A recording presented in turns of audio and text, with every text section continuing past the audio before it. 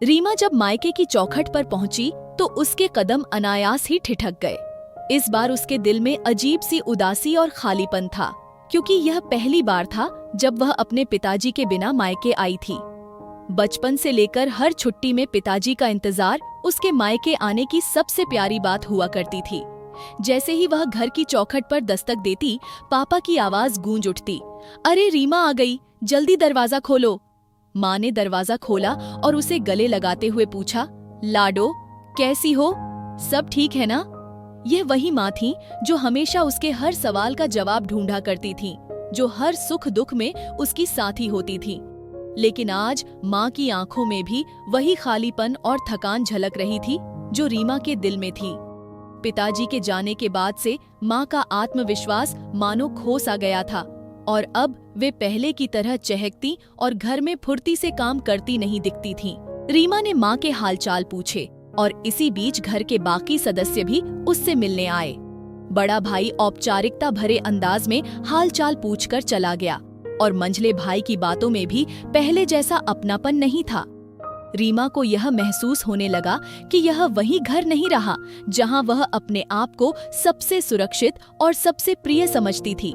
पिताजी के साथ का अपनापन, जो इस घर का एक अहम हिस्सा था, अब कहीं खो चुका था। घर का हर सदस्य अपने में खोया हुआ था, मानो सिर्फ एक औपचारिकता पूरी करने के लिए बात कर रहा हो। रीमा के मन में पिताजी की यादें ताजा होने लगीं। उनके रहते हर बात में एक अपनापन और खुशी का एहसास होता था।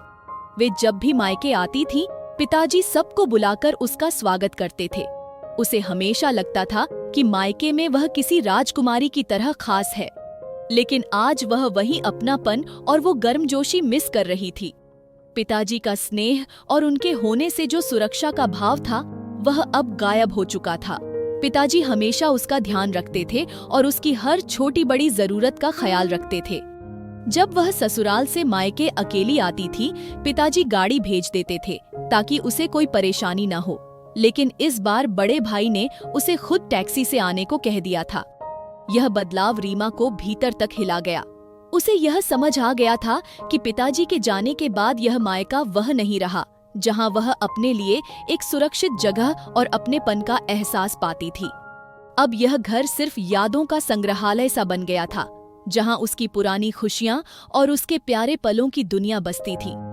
पूरा सप्ताह ऐसे ही औपचारिकताओं और कुछ खामोश पलों में बीत गया। वह मायके के एक एक कोने को देखती रही, जहां उसकी हंसी, उसका बचपन और पिताजी की यादें बसी थीं। लेकिन अब वो सब सिर्फ स्मृतियों में रह गए थे।